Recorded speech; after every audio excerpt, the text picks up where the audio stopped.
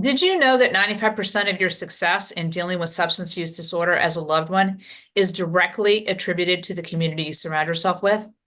Welcome to an illuminating episode featuring podcast host, international speaker, and entrepreneur Andrew Schultz. Andrew and I each share the profound importance of building psychologically safe communities where you will feel loved, seen, and heard. Isolation and silence can be deadly. Learn the strategies necessary in building a community that will help you thrive in the midst of addiction's chaos. If you are actually in a place right now where you're in the shadows of shame, stigma, and guilt, we've built a psychologically safe membership community for you. Stop navigating this journey alone. Join us at voicesincourage.com/thrive. So we are super blessed again to have Andrew Schultz with us on our podcast. I talked to him a few months ago, and it was such an awesome conversation. I just really adore this man, and I wanted him to bring a different part of his journey to the table today. But we're going to start with the CNN version of what his front end journey was, and then we're really going to transition into the power of building an extraordinary community and how that really is mission critical, not only for people who are dealing with substance use disorder, but also families. So we're going to be able to speak to that from both of our experiences. And I think this will be a really powerful conversation for our audience to listen to. So thank you for joining me again. Thank you for having me. This is the first podcast I've been asked to come back for round two, so I'm honored. Absolutely. Yeah, great. So if you would give us a little CNN version of, your journey. Yep. So I'm from Omaha, Nebraska, born and raised, and, spent my first 21 years in the Midwest and, went to college here locally, played baseball. And my vision was I wanted to be a professional baseball player. And I realized real quick that wasn't going to work out and I wasn't good enough. And I remember my mom saying to me, Andrew, it's time for the real world. And so I packed up my stuff and moved out to San Diego. And it was one of the scariest things I've ever done. And I just jumped into the corporate world. And, my identity was wrapped up in sports my whole life. I was very successful at playing sports. And my identity was wrapped up in playing sports. And when I lost that sport, I lost my identity. And so naturally, as men, we jump into our work. I jumped into the corporate world and I realized I was really good at it. And I was working my way up the corporate ranks. And, in about 2008, had the corner office, the vice president title. I was making really good money. I had the car, the house, season tickets to the Chargers, flying first class, eating nice steakhouses, drinking really nice wine. And I had this God-sized hole in my soul, and I was trying to fill it with external things. And I was just really unhappy. And I was using drugs and alcohol as a way of coping. And those coping mechanisms stopped working. And just within a short period of time, from 2008, by the time 2012 came, I got fired from that corporate job. I lost everything. And, it was the best thing that ever happened to me. And my coping mechanism was drinking and drugging, and it was not healthy, and I didn't have the healthy coping mechanisms. And so it turned into this vicious cycle. And, I felt shame because I was drinking and drugging. My drug was Adderall. I was abusing Adderall. It was making me very manicky and hard to be around. It was hurting all my relationships. I wasn't sleeping, and this vicious cycle. And I felt I would wake up, not feel good about myself. So then I would drink and drug more. And that vicious cycle it brought me to a rock bottom. And my family ended up doing an intervention and got me the help that I needed. But I didn't get sober in that intervention until April 30th, 2015. So there's about a 3-year period that was very, very dark for me. Yeah. And it was the best thing that ever happened, is me getting to that rock bottom, that gift of desperation. And because I knew that was my only choice, because I was out of choices. And my family presented me this opportunity: get sober, we'll help you. And it was a lifeline. And I got sober. I went to a treatment center, and it saved my life. And I slowly rebuilt my life back up. Literally, I had some Lululemon yoga clothes, and I had a yoga mat. And I literally rebuilt my life up from that yoga mat on day one of sobriety. And Hmm. I was in so Hmm. much pain in sobriety because the first thing they said is, Andrew, you want the good news or bad news? I said, I'll take the good news. They said, you only have to change one thing. I said, well, what's the bad news? They said, it's everything. Hmm. And I remember on that yoga mat, I learned how to breathe. I learned how to Yeah. meditate. I learned how to move my body. I learned how to not, instead of reaching for substances to feel better, I Hmm. learned how to internally create healthy coping mechanisms that help me feel better. Hmm. And part of that the healing healthy coping mechanism was a sense of community. Hmm. Sitting in as small groups in treatment centers for the first time, sharing our feelings, which I didn't know how I felt. So they had to give me a one-page cheat sheet that had a list of all these feeling words, these emotions that Hmm. I had to look at, and I had to pick the ones that I could resonate with Hmm. because I was so disconnected, because for so long I was using Hmm. drugs and alcohol, which disconnected my mind, body, and spirit. Hmm. And they say recovery is connection. Yes. Addiction is disconnection, and connection in community is one and the same. Hmm. And so I just remember sitting in small groups early on in sobriety, talking about my feelings, talking about my pains and my traumas. And it was for the first time in my life, I felt safe and not, I felt like I was not broken. I felt like I Hmm. was not alone because I could share other stories with other people who were going through similar circumstances in their own life. Hmm. And it's the similarities that I started to resonate with. And I was like, it made me feel better because I wasn't alone. And I Hmm. shared this sense of community with others who were on the same journey. Yeah. And I'm imagining number one, first is you're getting connected with your feelings for the first time, and you're doing it with other people that are also doing it for the first time. And so just the vulnerability that it takes to step into this space and kind of drop the mask of it all with people you don't know, but have a similar journey. Tell me a little bit more about that, because stepping into community and actually embracing community and really showing up for community is a super courageous act. And I was very blessed because I had a treatment center that I was an inpatient treatment center. And the thing about addiction is it does not discriminate. Mm-hmm. So in that treatment center, I had people from all walks of life. I had two former NFL quarterbacks. I had a Fox News big time personality. I had a Mm-hmm. single father. I had, a single mother. I had all walks of life. And it really struck me. It was so profound because addiction, it does not discriminate. All these people from all walks of Mm-hmm. life were suffering from the same affliction. Mm-hmm. And it was the best thing ever because we could relate with each other. Our Yeah. shared human suffering, our shared human Mm-hmm. experiences. And to be able to, and I love how you used it, it was a mask. I Mm-hmm. was a chameleon. Every time I walked into a room, I was whoever you wanted me to be. I was Mm-hmm. a people pleaser. My happiness was contingent upon your happiness, Mm-hmm. codependency for sure. And to be able to set that mask to the side and like really just start to build a strong foundation of my life authentic to me and who I am, not what other people wanted me to be. Yeah. Everything was literally and figuratively stripped away. Mm-hmm. And and other people could share in my experience with me.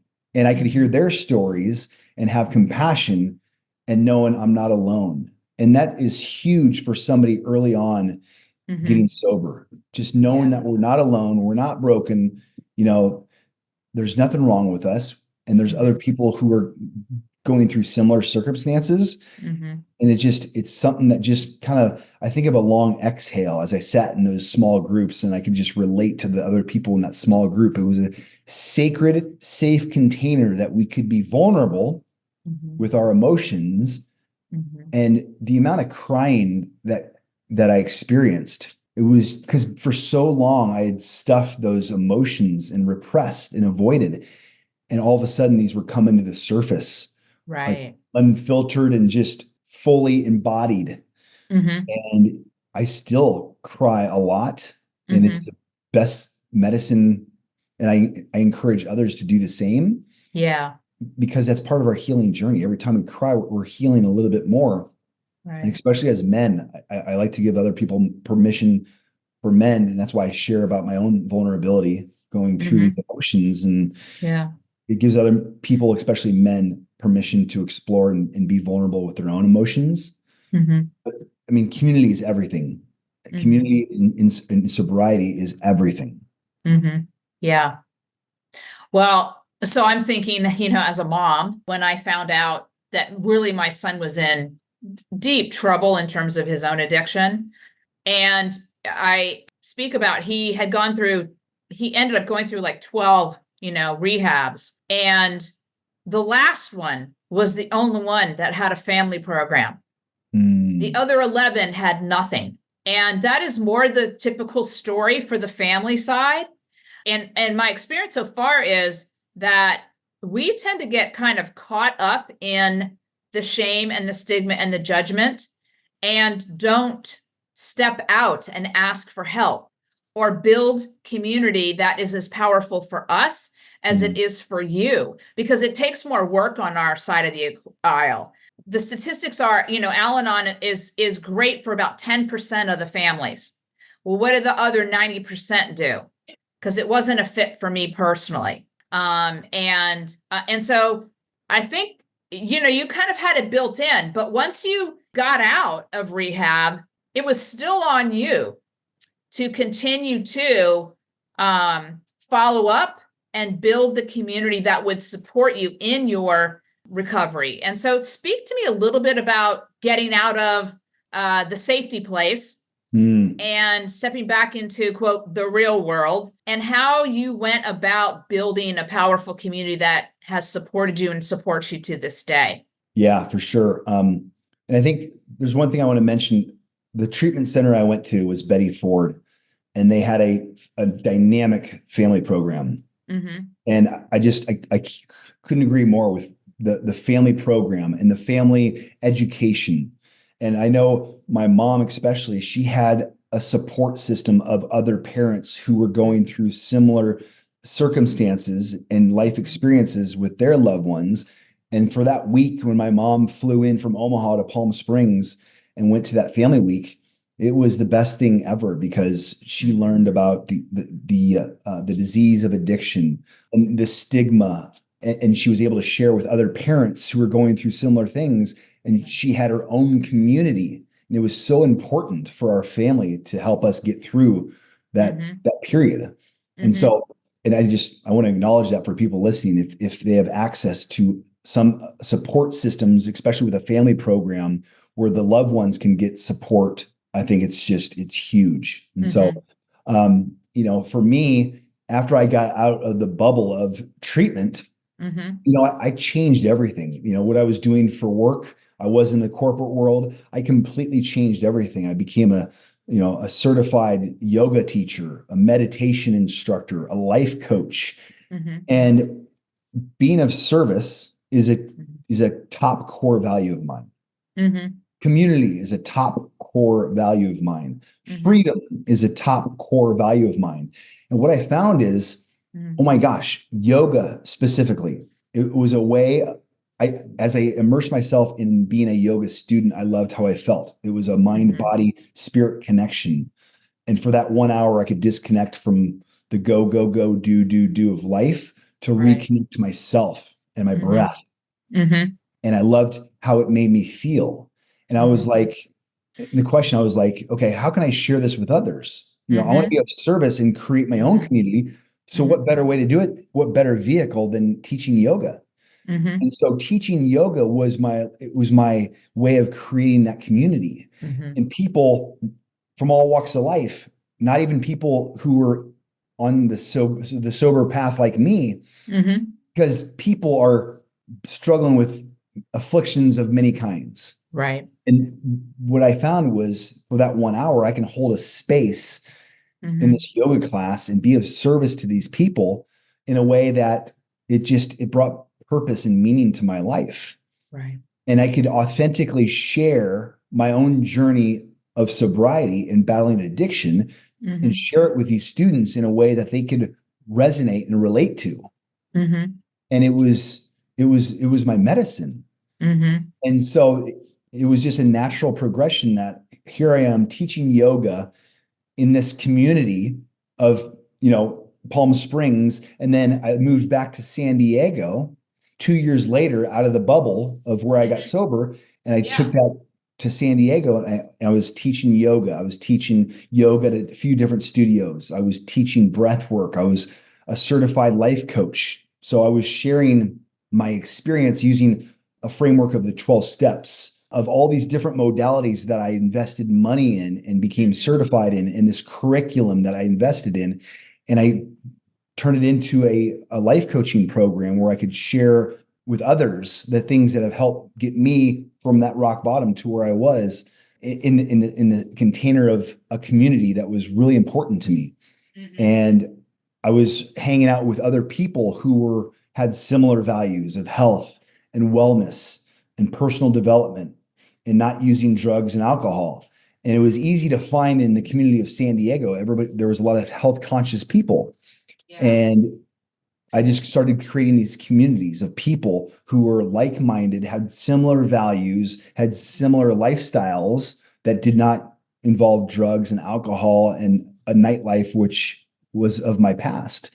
And those were my people. And I was immersing myself in 12-step, AA groups in San Diego, where I went and visited them last weekend, and I celebrated 9 years of sobriety with all my friends in San Diego who I got sober with, and this strong group of men.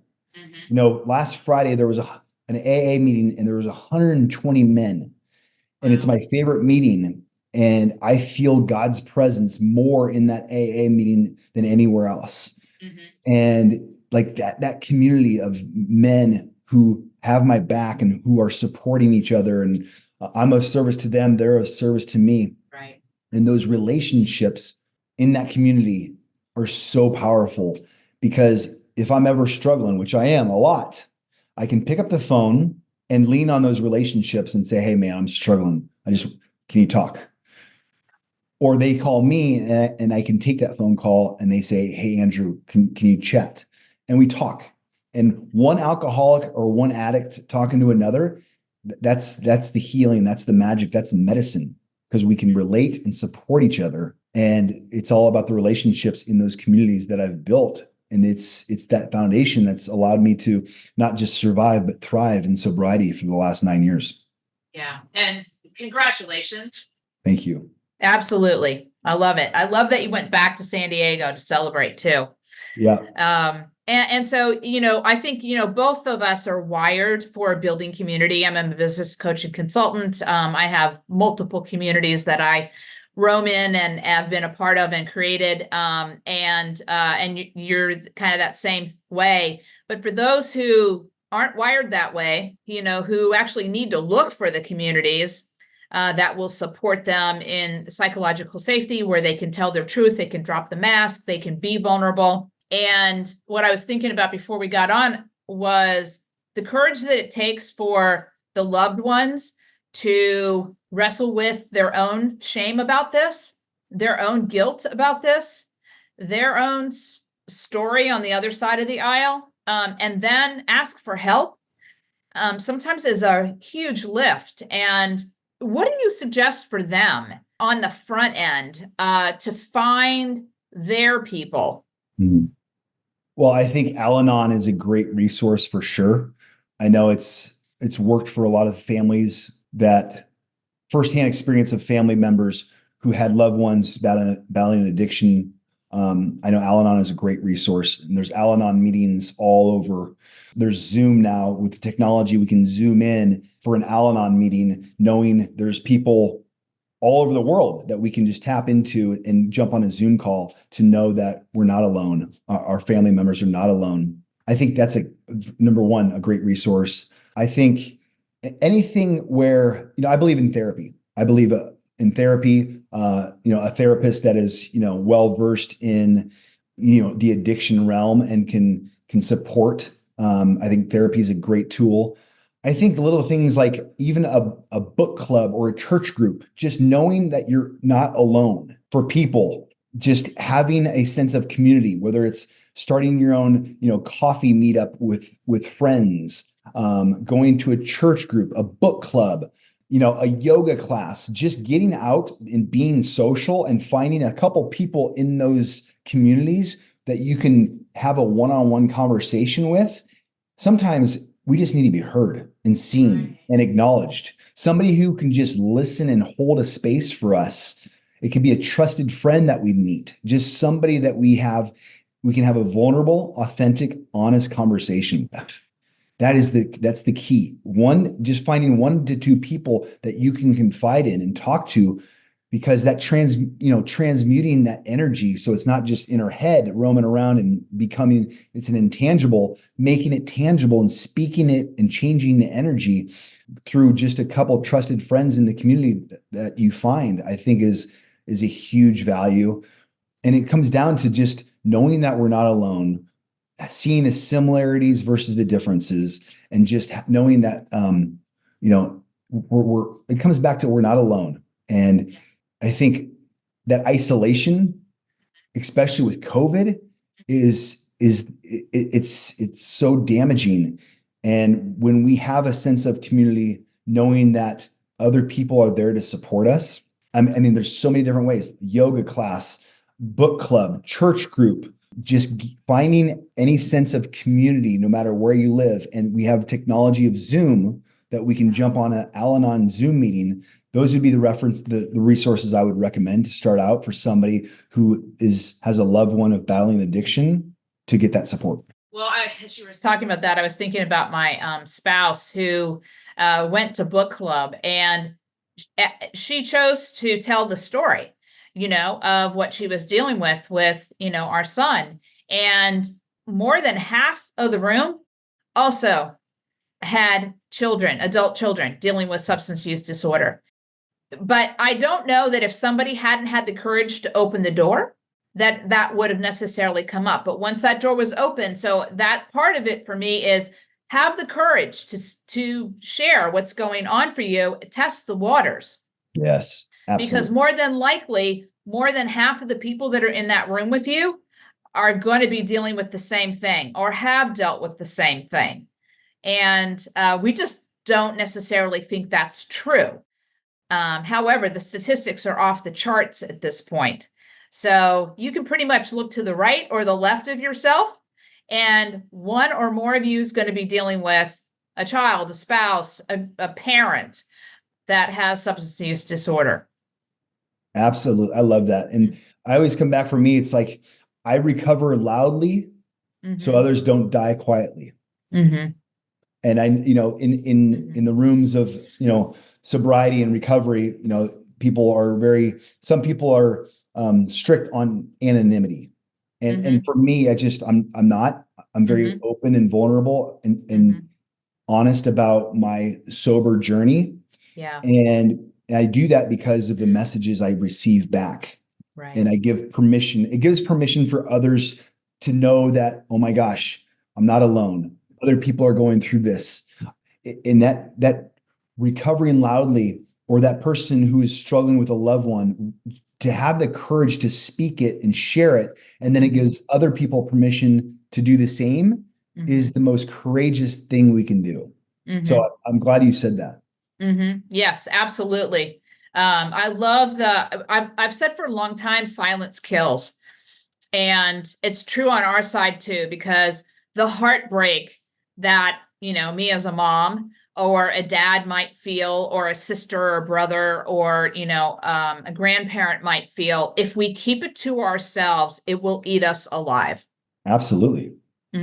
Both sides of the aisle. Yes, absolutely. Yes. So, and then the other thing I was thinking about, I was in a business meeting not too long ago. This is a group I've been involved with for about 10 years. And I was the first one in the group to speak openly about my journey with my son, Sam. And it has been a very slow reveal over years, where now more than half of the people in that room have revealed that they have a son or a daughter too. And yeah, so I was kind of thinking about that the other day, is how many years it took for the reveal to take place. And I feel pretty confident it was held at bay because of the shame and the stigma, the judgment, the guilt that accompanies this disease. What's coming up for me is, 12 different rehab centers for you and your family and for Sam. Mm-hmm. And what's coming up for me is just the amount of love and support. And I appreciate this so much more because I'm on the other side now. Yeah. With my own family and how much they loved me and supported me, and the energy and the resources that go into it to support us in our disease, in our sickness. And I can't imagine 12 different rehab centers and all those years. I just have a lot of compassion as I hear you share your own story of what we put our loved ones through. Yeah. I mean, that's why Voices InCourage was born, was because I could not find what I needed in terms of community, resources, information, all of the things from one place. And I thought, well, this is crazy given the times that we're in. And I also knew that I wanted to thrive in the midst of this disease. I did not want the tentacles of Sam's disease to pull me into the hole that he was in.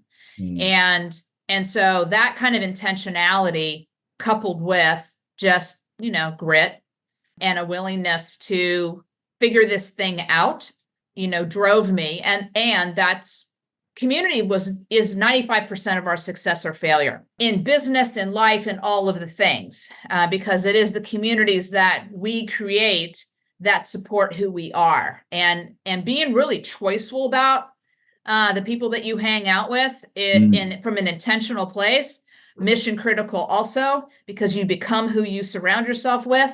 So absolutely. We are the average of the 5 people that we surround ourselves with the most. And, I always encourage people to do an internal audit of, where are you spending your time and energy? Who are you hanging out with? Are these people lifting you up, or are they pulling you down? Are they negative, bad-mouthing, blaming, victim? Right. Or are they, empowering, supportive, inspiring? And it's just really important to just do an internal audit of who are the people that we're surrounding ourselves with, and do they make us feel better? After a conversation with them, how do we feel? Right. Yeah. Are they lifting us up? Are they charging us? Are they vampires that just suck the life out of us? And being intentional about hanging out with people who want to learn and want to grow and understand that we have growth to do too in this whole journey also. And wanting to learn how to move from crisis to struggling to surviving to thriving is looking for those people. And then you just need one. You just need to start with one. And then you can begin to grow your own community that will support you in the intention that you have. And one of the things I want to acknowledge, the best part, in my opinion, of the 12-step program is the sponsor-sponsee relationship. And so for people listening, if they're not familiar with that, in sobriety, part of the 12 steps is, finding a sponsor who will take you through the 12 steps of Alcoholics Anonymous, read the big book, to a person who is thriving in sobriety, who has done the work.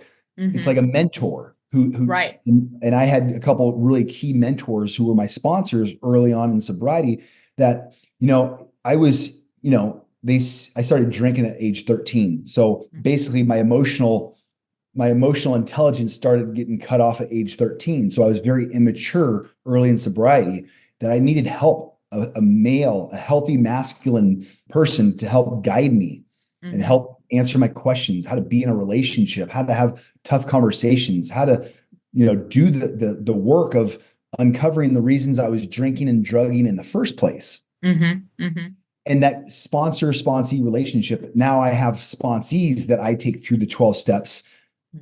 And that's how it works. It's the positive impact ripples of sobriety, of sponsoring other men after we do the work and pay it forward.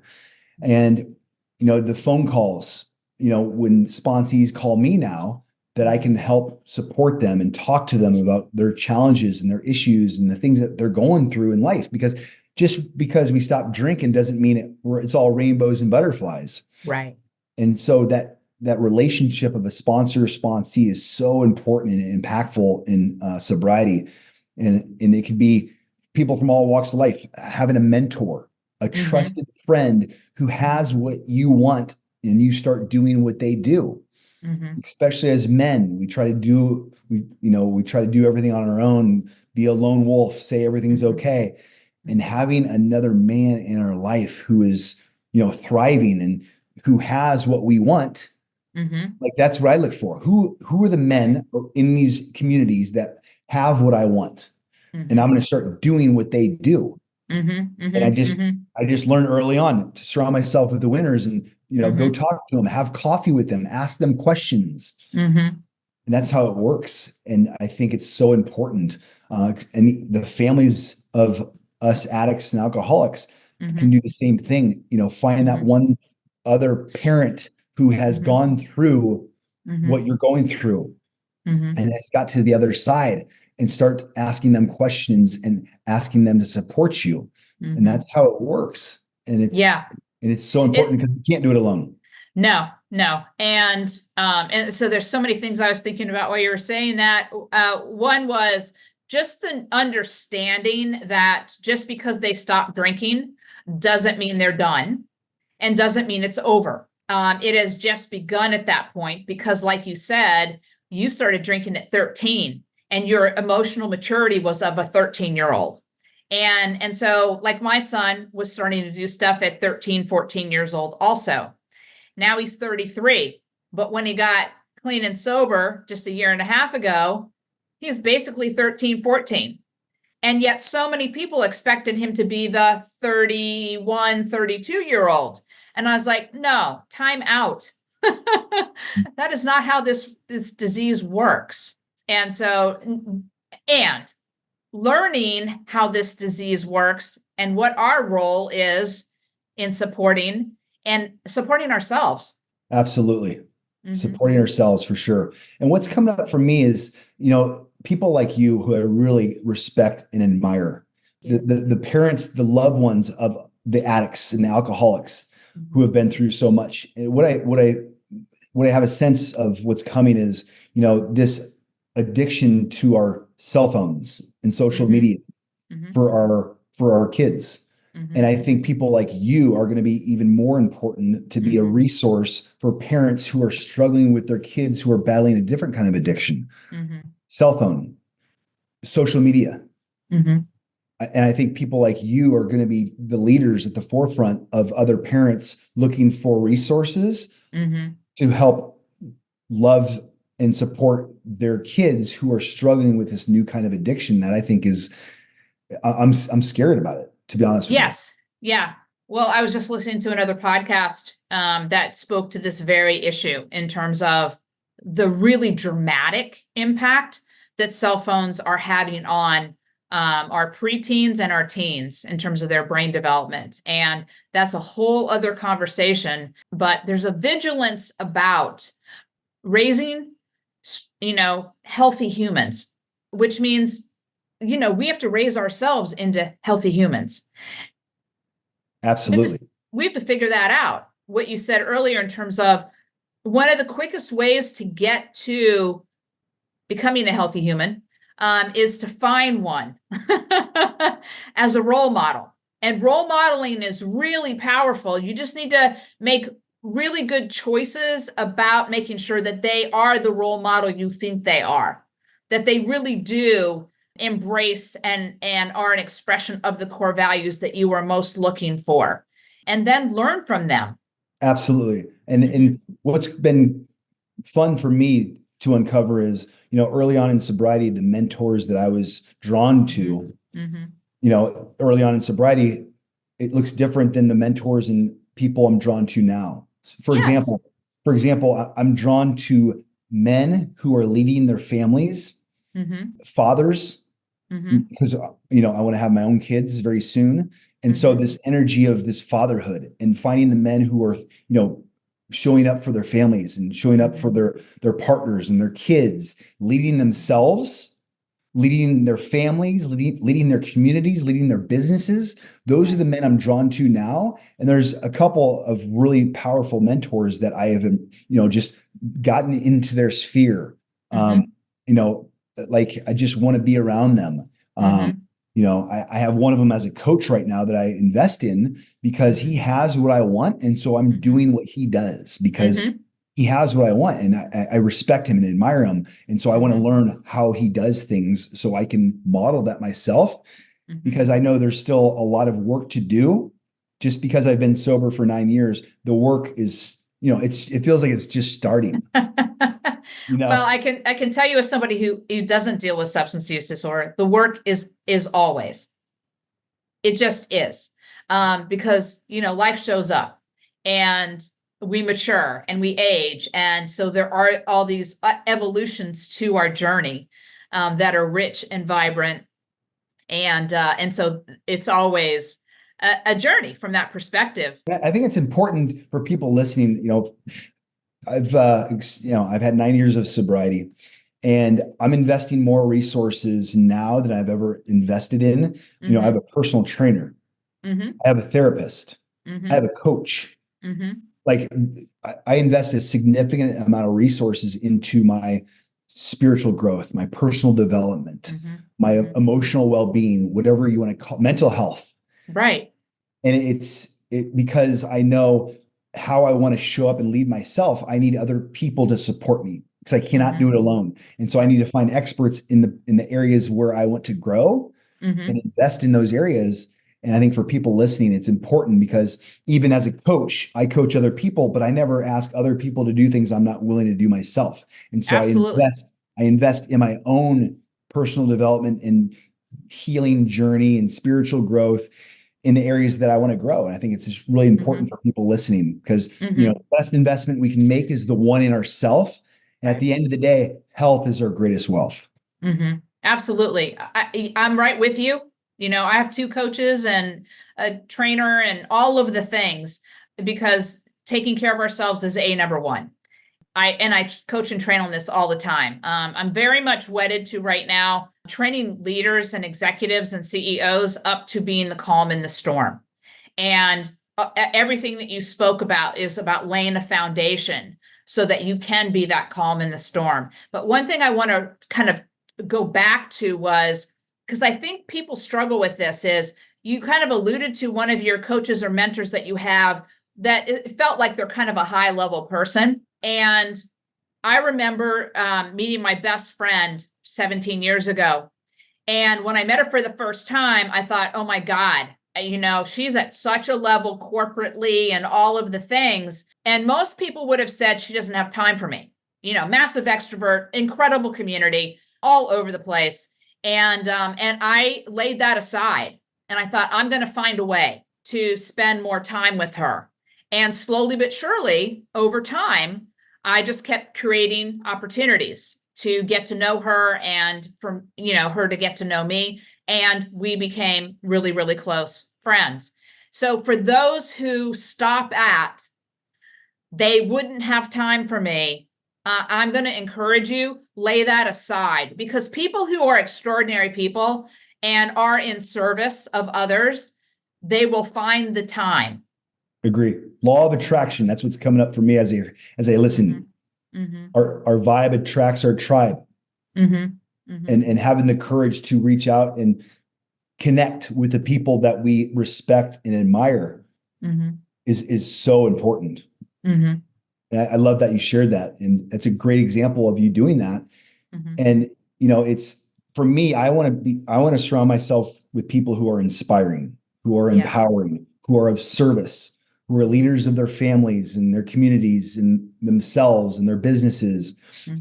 And that's just the energy I'm drawn to. And, with everything that I've been through over the last 9 years, I just feel this awesome responsibility to continue to serve and share and be of service in ways that it feels like it's my mission.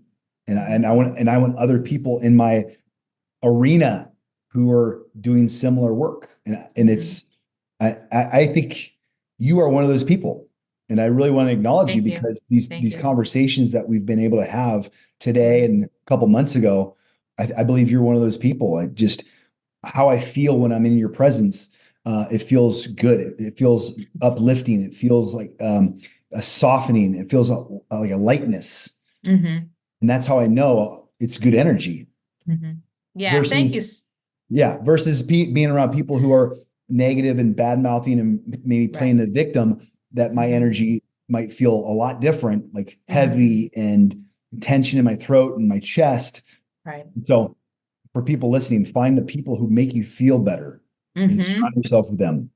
Absolutely. Yes. And thank you so much. I mean, I so appreciate you. And I think this is a great example of when you show up to hold the space, and it's a space of love and care and dropping the judgment and all of the things that surround this disease, the trueness of our humanity can show up. It has a birthplace to reside. And that is so mission critical in all of this.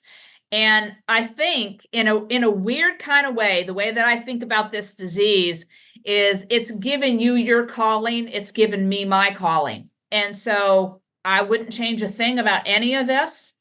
And I'm so blessed to have the opportunity to speak to you today. Mm. And that I love that our paths have crossed. Absolutely. And our mess becomes our message. Yes. Mm-hmm. Our darkest hour, our rock bottom, our greatest challenge becomes our superpower. Mm-hmm. And I think it's really important for me. I'm just talking to myself when I say this, not letting my addiction and sobriety be my identity, Mm-hmm. because I'm so much bigger than just being somebody who's sober. Mm-hmm. I want to be empowered to be more than just somebody who celebrates 9 years of sobriety. And I think that can be easy for people in recovery to fall into, letting this be our identity. Yeah. And it's just, I want to be so much more than just the guy who got sober. Mm-hmm. Well, and you are. Yes, each of us have walked through a doorway, of addiction and alcoholism. We walk through the doorway. That doorway doesn't define us. And so out of that experience, you have become a serving man, a thriving man, a man that is just so committed to changing people's lives and transforming lives. And in a weird kind of way, I see this because it's so prevalent now. I see this disease as a calling for us all to become more conscious, more aware, more thriving. And for some of us, it's the only way that we get the message. Absolutely. And for me, the 12 steps of Alcoholics Anonymous gave me that foundation Mm-hmm. of consciousness.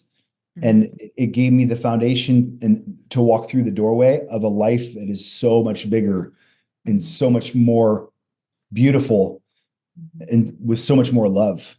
Mm-hmm. But I had to take care of the things that were getting in the way first to be able to step into this new possibility.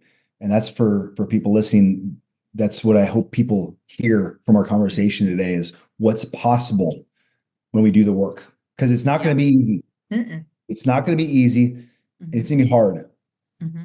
And it's the most rewarding because of the new possibilities that we get to step into, the relationships with our family members and our loved ones, who next week, we're celebrating her birthday, and all of our family is coming together in ways that we've never come together before. And to be showing up for each other and to experience the love of our family, I feel an amount of love within my family that I've never felt before. Mm-hmm. Mm-hmm.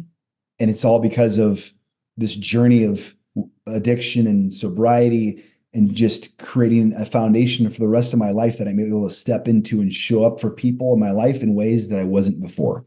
Mm-hmm. Mm-hmm. And your family is able to show up for you in different ways too, and for themselves. Their lives have been reordered and calibrated up because of this journey with you too. So there's gifts all around that you all can celebrate together from that perspective. So again, I just want to say thank you so much for who you are, the work that you're doing, the constant service that you provide. And I'm a big fan. I appreciate that. I received that, and the feeling is mutual. I love what you're doing, and I want to acknowledge you for this platform that you're using for the highest good. And your message is important, and it's needed now more than ever. And I respect you, and I admire you, and I appreciate you. Thank you, Andrew. So as we wrap this up, let people know how they can get a hold of you. Okay. My podcast, it's called Positive Impact on all podcast platforms. I think we're up to episode 174 now. I started the podcast 6 years ago because I was sick of the doom and gloom of the news. And the question I always come back to is, how am I being the change that I want to see in the world? So I started a podcast. I have really rad people on who are having a positive impact in the communities. I get to have, selfishly, I have these conversations with people I really respect and admire. And I get to have conversations with them, and it's a way to be of service. And so my podcast, Positive Impact, my website, theandrewschultz.com, at Positive Impact, Andrew on Instagram. Those 3 ways are probably the best. And so if there's anything I can do for people listening, please reach out. I'm here to support and carry the message and keep the positive impact ripples going. Fantastic. So we're going to wrap up, and thank you to all the audience that has had the opportunity to listen to this podcast today. And thank you, Andrew, for everything. Thank you. I appreciate it. And thanks for having me back. You bet. I want to thank Andrew again for bringing the gift of his heart-centered positivity and service to our podcast today. He is truly a remarkable man who I am very pleased to call a friend and to continue conversations with him, because in fact, he has discovered his calling of service. What's delightfully impressive about him and exceptional about our conversation was his clarity of service to others in helping them transform their lives through a powerful, healthy community. Thank you for joining us today.